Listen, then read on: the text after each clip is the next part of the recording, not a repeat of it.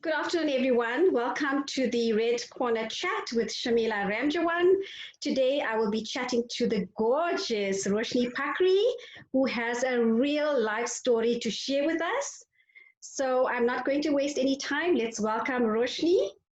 Hi, Roshini. Hi, hi, How are you hi today? everyone. I'm good, thanks. And yourself, Shamila? Very well, thank you. Thank you so much for coming onto this platform to share your journey. And I'm sure you're going to inspire a lot of people today. I'm hoping so. Thank you so much. And it's lovely to be here chatting with you as always. So I'm sure everybody wants to know who's Roshini Pakkiree. Do you want to maybe tell us a little bit about yourself?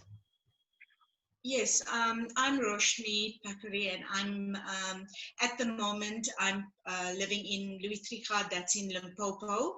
I'm an ex-police official. I've served in the SAPS for 27 years, and thereafter I've joined my husband in business for the last 3 years. And what else can I say? I'm just, riding the days and living the best life possible. Can you maybe just tell us something about your career in the South African Police Services, what exactly you did there? And it's quite interesting, a female being in a male-dominated world. How did you manage that? I just want to hear a little bit about it. Okay, great. The thing is, when I was in school, the later stages, I wanted to be a policewoman, and it sounded so funny because, everyone looked at me and they said, you know what, because I was really a short girl, and everyone said, you know what, I don't see you as a policewoman, but it was a kind of a thing that I don't know where it came from, but it was one of my passionate things that I wanted to do with my life, and it took me some time to actually get into the South African Police Service. It took almost a year, and but it was worth the wait for me. And I first was in Port Elizabeth. I served there. I was a fingerprint investigator. I was doing everyday work, during shifts like normal police work, and then I went into investigation. Then I worked at ballistics for a while, and then as we were moving around with my husband, then I worked as a training officer for 11 years in the South African Police. Not training, physical training, but it was like a lot of aspects of training. And a couple of years ago, then I was the head of communication here in Louis Trichardt at my station. And then, that was basically it. And it was a lot of ups and downs. And I mean, 27 years is a long time to serve at a place. And although, deep in my heart, I'm still connected to the police, and it's only that it was a time to move on. But I don't regret anything. And yes, it was challenging being in a male-dominated world, because I was always this woman. And when they would come, when I was in the fingerprint department, they would ask, we're waiting for the fingerprint investigator. And when I went there, they would say, we're waiting for the fingerprint investigator. And I'd say, but I am the fingerprint investigator, because they always assumed that it would be a man doing the work, and then I would be there. And I said, okay, let's just see what I can do. First, let me do my job, and then we will see if I'm competent. And it was always that kind of thing. But I stood my ground, and I think as a woman, I never feared. I always, said my piece. And as short as I was, they called me actually dynamite in a short package. And that I was definitely. Well, yes, dynamite, definitely. I can tell with your personality and the type of person that you are. But what made you leave? Okay, in 2017, it was like I had a tragedy in my life, and it was time to move forward.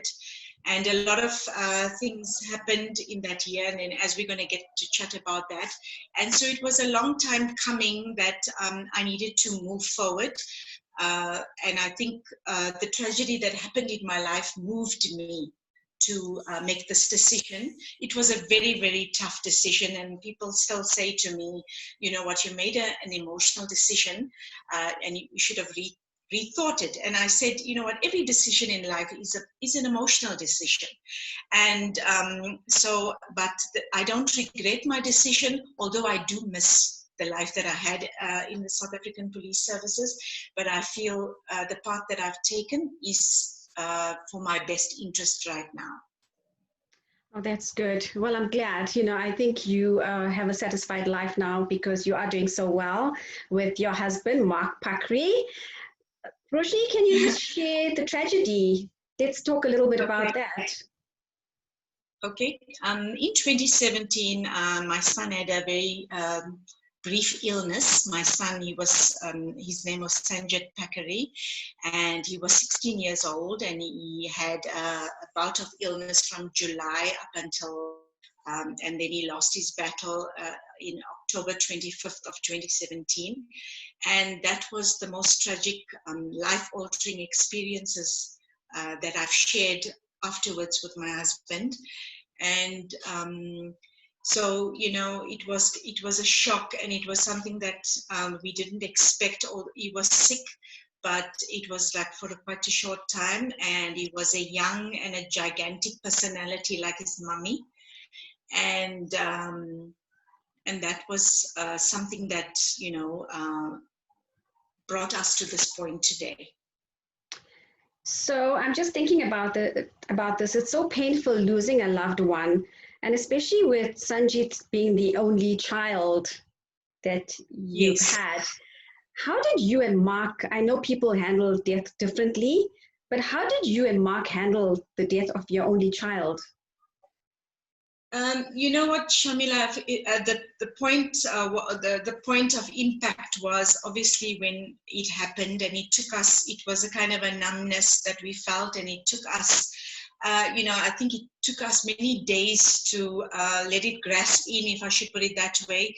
And, we vowed that, we wasn't going to let this destroy us together as a couple and destroy our lives, even though people expect that you should behave in a certain way, but they don't understand that, even with society, death is a thing that you need to know it for yourself before you judge how somebody can handle something.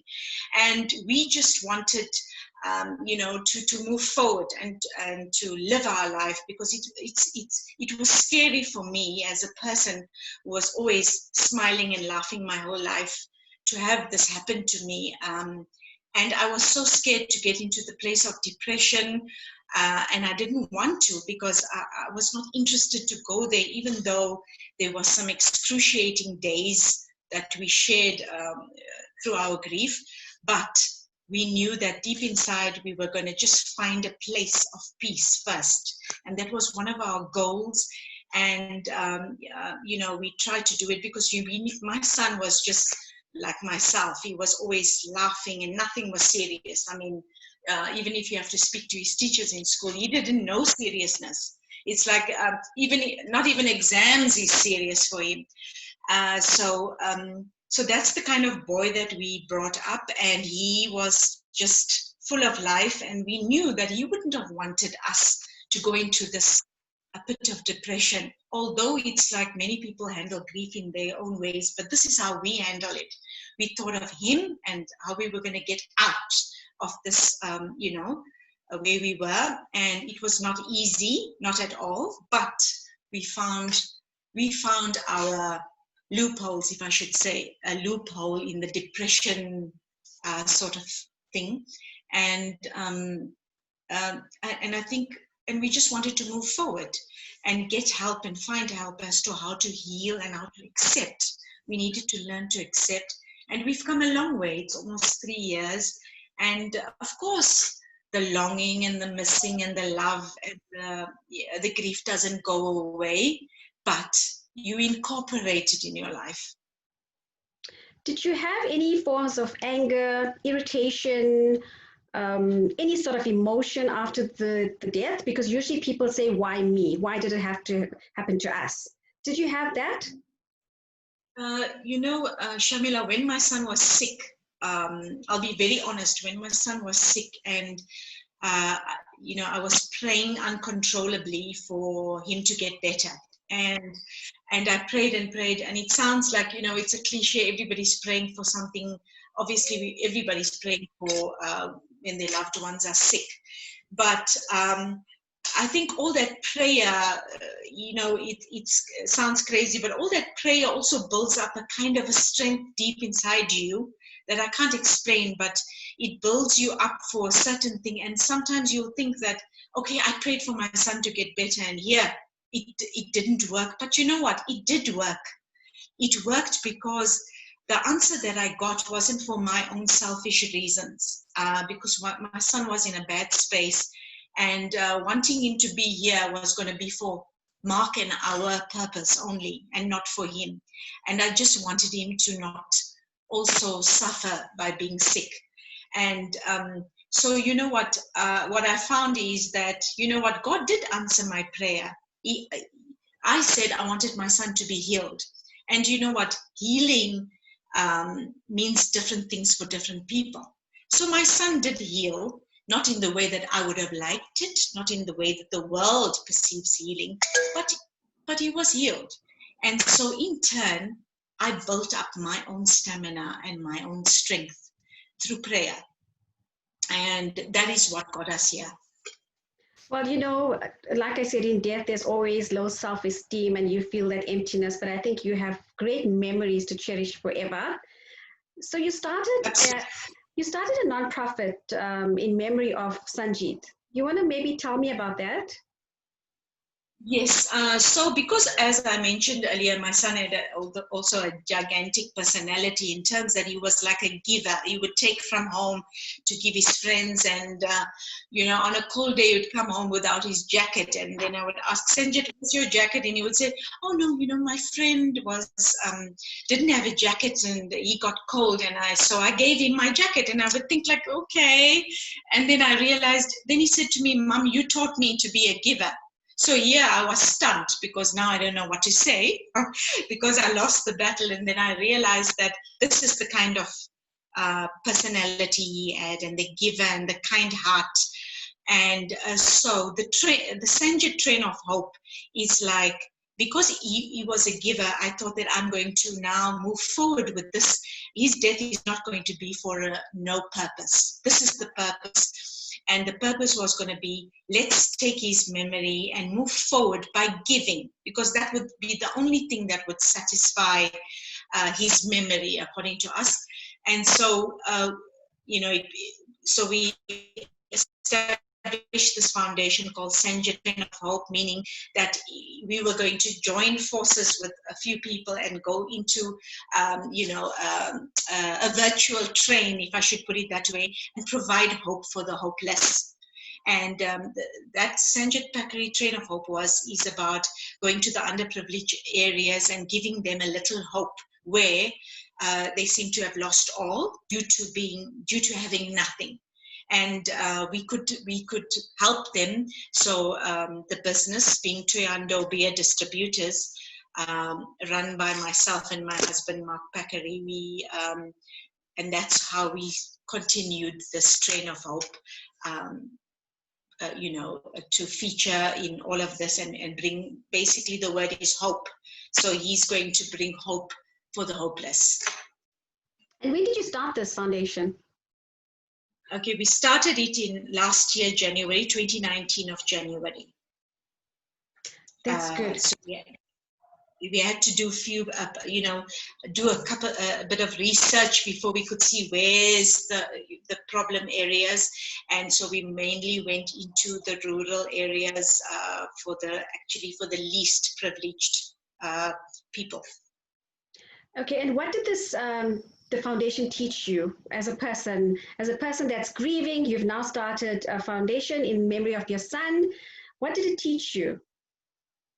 Okay, you know what? Firstly, I must say this honestly as possible, is that what it taught me that you don't have to have somebody that you don't have to lose somebody to try to help somebody else, and just that you should just do what your heart wants. And yes, this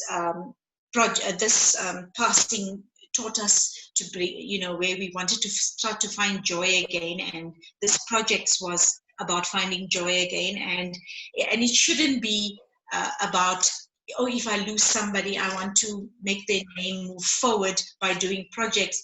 And my idea or my lesson was that anyone should do it, not because of a circumstance, or circumstance shouldn't provide you with the ground to do something for somebody else. That is such a key message. I think it's so important for everyone listening to give as much as you can, and give as much as you can afford, because there are so many vulnerable people out there that really need that help. Roshini, absolutely. Back on the foundation, how did it help you? Here you are very emotional, an emotional state of mind. You've started this foundation with your husband. How did it help you to overcome the trauma that you went through? Yes, you know what, it helped us because, when we were mentioning, we couldn't, obviously, part of grief is like, you don't want to, people say, yes, you mention the name of the child and you do all of those. And the book, we don't follow what the book says about anything, because, what book value can tell you a lot of things about how you should deal with emotions and grief. Or when your child dies, this is what you do and that is what you don't do. But you know what, we went with our own emotion and we realized that we needed to do this. And it helped us because the more we saw the joy in these kids, there were kids involved, there were elderly involved, and the more we saw the joy in them, it brought about a joy within us. And it sounds crazy because it's like we wanted, like, it's like we started to just want to see joy in people's faces. And then, when it brings that warmth in your heart, it's a step towards the healing process. And the more you did it and the more you see the laughs of the others, the more you feel, hey, there's still some hope for us and some hope for all that might be in this position. That's awesome. So tell me some of the projects that you did so far. I know you do quite a lot, and I know that you and Mark actually fund this on your own with no fundraising efforts whatsoever. Just if you can just highlight some of your projects. Okay, yes. The first project was we had to do some research. Actually, Toyando Beer Distributors is the company that we had some people doing some research just to see which is the most needed. And the first project that we found was a preschool where it was a very sad thing to see, because when we went into this preschool, there was kids ranging from 6 months old up until about 6 years old, and they had no mattresses to sleep on. They were sleeping on just like maybe a rug on a cemented place. When they go down to lie down during the lunchtime or after lunchtime, this is what they had. So they had nothing, and the school was about to close down because they didn't have the facilities, and because they didn't have equipment. They didn't have a stove to cook food, or they didn't have a fridge to store stuff, to store the milk and stuff for the kids. And when we saw all of this, then it was like, something needed to be done. So there we afforded them mattresses to sleep on, and equipment, stoves and fridges and pots, so that they can keep the school running. And if we didn't step in, today there wouldn't be that school in the rural area of Toyando. And I mean, kids ranging from 6 months to 6 years is quite young. And, it was very sad to see, but today they're still running. Wow. And yes, and the next project that we did was with the school, our high school, and Shamila Ramjawan will be familiar with this, because together with you and Princess D, we managed to keep girls in school. And there was like about 400, the older girls got the princess teacups, so because they always, when they had their menstrual cycle, then they wouldn't come to school. So about 400 girls got the privilege of strutting your stuff, if I should put it that way. And the other 400 was getting the sanitary pads. So that helped them to keep them in school. And thanks to you, we also managed to do that. And that was the second project. And the third project was the old age home. The old age home was also a sore spot because they wanted to grow their own vegetables, for example, and they had the need. So Tuyando Beer Distributors then went in and got the equipment so that they can grow their own vegetables. And that was such a basic, humble request from them, and I thought that it was amazing. And so for that project, we afforded them some, equipment to start their own gardens and cultivate their own vegetables. So they were over the moon with that, and it was ranging from all retired old people, and it was really an amazing sight to see. So that was the last project that we could afford to do. And then it was, this year we had projects in line, but obviously with the lockdown, we had to postpone all of that. So do you want to tell me a little bit about the projects that you intend doing going forward? I know with COVID, yes, we couldn't really do anything, like you said, but maybe one or two of the projects that you intend doing? Yes, it's not the end of all. We have like big ideas in mind, and we're working on it all the time, and to see what we can do. And obviously we only managed to do 3 projects last year, but this year also we wanted to increase that, but now the year is almost over. But we intend to do more projects of this kind, and with thorough research, and we found out there's thousands of people that needs us, and we're excited that they need us, because we're going to come to the table and we're going to see how we can make the lives of others more comfortable. That's the goal for the coming months and years. We just wait for when we can fly out from our houses and start our new projects. You and Mark are such a blessing to thousands of people. And I just want to say thank you. It's my passion as well, you know that. And I just want to say thank you for everything that you're doing out in communities to help our people, because without people like you, there's a lot more suffering, and it's amazing. So keep it up. Well done. No, thank you so much, Shamila. And we intend to, this is, like, as I said, it helps us, and it's part of our own healing process to do this. And you know what, my son's name will be always flying high, and that's our intention as well. And I think, that's what we plan to do as well. So Roshni, the grief that you faced with the loss of your child, we say cry when you need to with no apologies. What can you share about grief to others out there? Okay, and you know what, as I mentioned earlier as well, is that grief is something, it's like it cannot be defined. Reason being, everyone is doing it their own way. So you can't put like a label or a tag on to say this is how it's supposed to be done. And you can make your own waves, and you take your own personality, and you don't have to fall into the deep hole.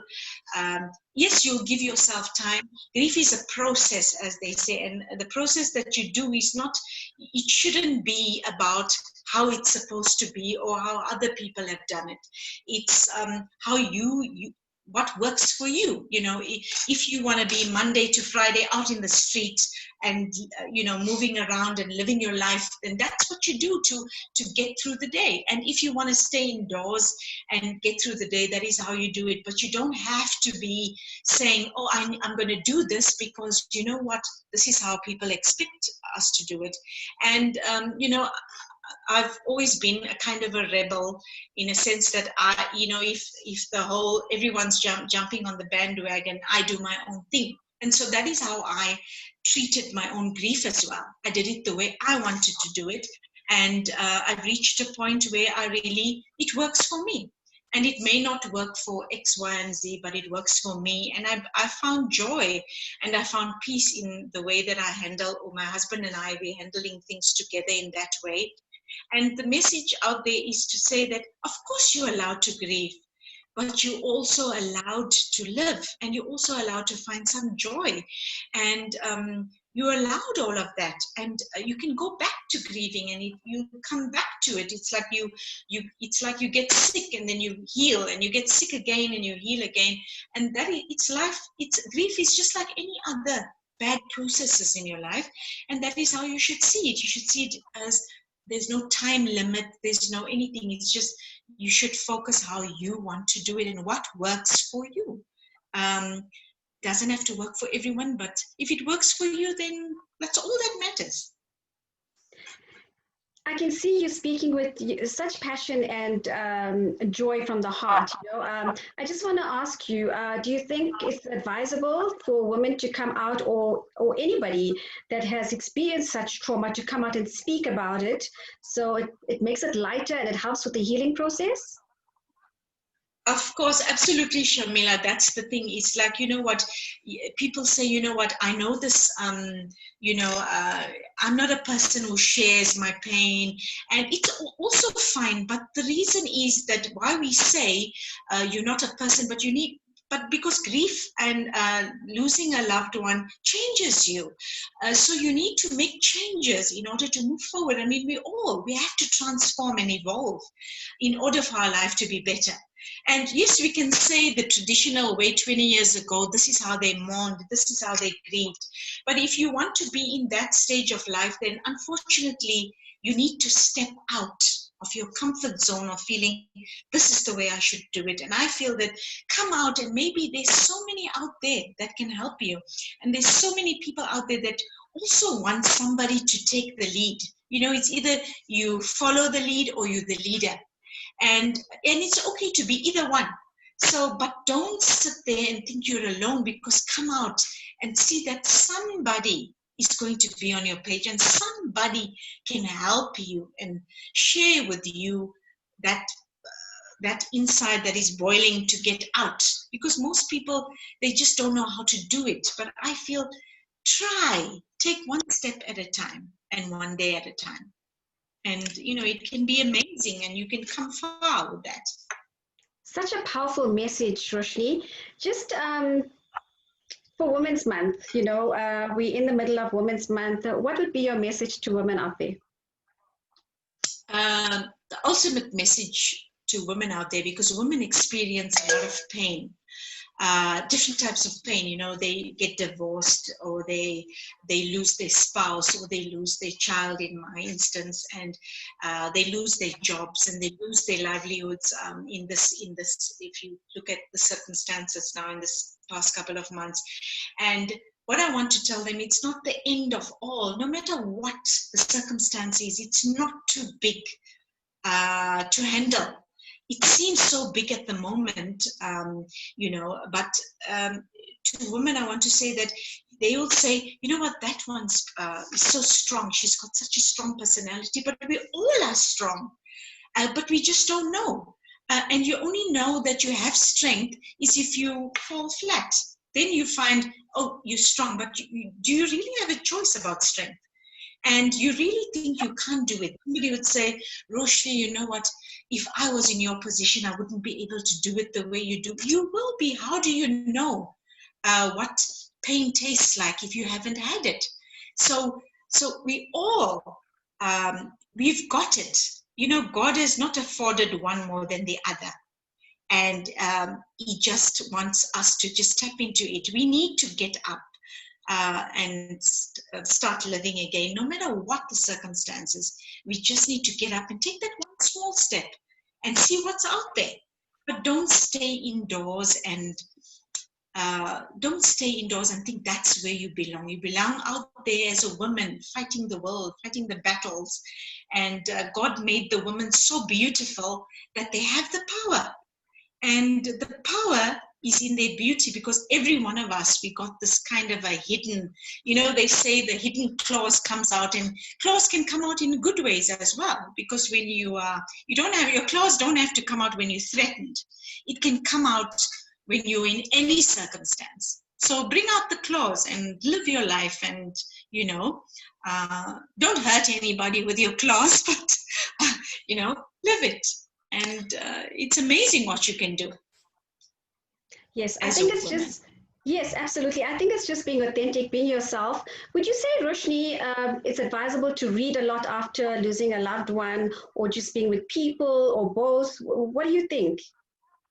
Okay, I think I've done a bit of everything, Shamila. You know what I've read about, to be honest, I went on the internet, and I went to look at, how do you live after losing a child, and I've done that, and I read and I cried, and I thought that, but at the end of all, I found that, yes, reading about the other losses makes you feel that you're not the only one, and it makes you feel a little bit that, people want to say God is unfair when there's a tragedy happening, but when you look out there and the millions of people around the world who lost loved ones, you can't compare mother, child, whatever. You can't really compare, but you find that when you read and when you talk to people who's been there, you realize that, hey, I'm not alone.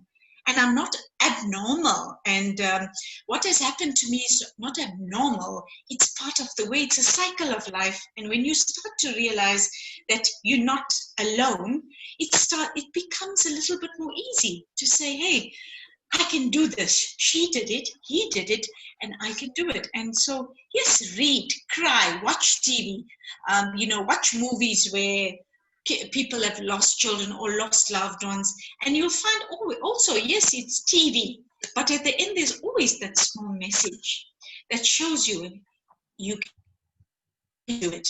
And because if it's not only because they can, but there is a process to follow, but you will get there. And the ultimate thing is you will get there, and you think you can't, but you would definitely. And I can guarantee you something, that all of us, we can get there. I agree with you. So, there's always these intense feelings of sadness, sorrow, detachment, emptiness. Do you think prayer helps? Yes, I do think prayer helps, because prayer is what everyone turns to, and then when things go wrong, they say, you know what, there's no God, because you know what, I prayed about this, but it still happened, and then they get bitter because of it, and it's understandable as well that people say when tragedy strikes, they say there's no God, but you know what, but they should realize that when tragedy strikes is where you need it the most. Not when things are going well. When things are going well, then you say, you know what, I'm so blessed because I got this and I got that. But when things go wrong, you say, you know what, God is so unfair to me because he made this happen. But God is consistent. In your bad days, in your good days, you just need to believe and keep the faith. And it sounds cliche about keeping the faith, but the moment, don't give up on God because he didn't give up on you. And don't give up on prayer because prayer never gave up on you. But if you give up on prayer, how are you going to know if it works, if you never tried it? And that is my message, is prayer, you know what, prayer is the ultimate through good and bad. You say thank you when you got something, and you say help me when I'm in trouble. Such powerful messaging, Roshini. I'm sure you're going to help a lot of people heal through pain of death, especially with COVID-19. We all are going through that, where we lose friends, loved ones, family members. And I think going forward, your messaging is really going to help a lot of people out there. Just on a light-hearted note, what does Roshini do to relax? You mean, okay, I do a lot of things to relax, I think, and I like to do, well, recently my thing is about, I like to make videos, fun videos, about things that, I'm passionate about. And this lockdown also taught me that I like to, I'm always talking. So I think like one of my relaxed mode is to, just sit down and try to think about the next aspect and try to see how to help somebody else and how to make a video that's going to, impress somebody or make a good impression if they are in this time with the pain that they go through or whatever it is to help them. And that's what I do now to relax. And you know what, I'm tired of relaxing now because of the lockdown. So really I want to get into things. So and that is how recently I've been doing it since we were on lockdown together. And I've learned to see my husband the whole day in relaxed mode, because he's never in relaxed mode. He doesn't know how to relax. So I think we taught each other during lockdown how to relax. And we find, ways that we do things together. And with a little bit of wine here and there helps a lot as well. And so we've done a lot of things together in this months of lockdown, and we've learnt about each other. And I think this makes you, let your mind run a bit into thinking, what's your next step? What's your next step to life? And you learn that it's also in a way a blessing in disguise, because now you've got time to find a new perspective of things. And relax shouldn't be about, something that makes you work can also make you relax, if you know what I mean. If your mind is busy, it can also be something to relax you. So, so that is basically how we started to do things, the new normal now. And Yes, I think we all are adjusting to the new normal. It changes every day, but we're getting there. So it's like teaching an old dog new tricks, but we're going to eventually win. Mr. Rogers says, thank you, Roshini, for the inspiration and motivation and sharing your journey. And you're welcome. And I hope to do that for a lot of people in time to come. That's one of my goals that I have, and nothing's going to get me down, because I feel that, if you get people smiling, because of the message that you've given them, then you're on the right road to everything, because that's what matters now, is smiling and, joking. Everyone says, this is a serious thing. COVID-19 is a serious thing. Of course, absolutely. COVID-19 is, it's great. It's a very, very serious thing that's happening. But you know what? This is life. And we have to laugh in between, and we have to laugh through the seriousness to get over it. Because if you be sad with everybody, then why not, how is it going to move forward? How are you going to move forward if you get into that norm of being sad? So I prefer that we smile through it. And yes, it's however serious, we need to smile through things. It's like to help us. It's like being bulletproof. A smile is a bulletproof to your hurt and your pain, and you have to continue that way. I like that. So, I like that bulletproof. It comes back to the SAPS journey that you had your career. I was always in a bulletproof that was actually bringing my whole body down, that they couldn't find a size that would fit me.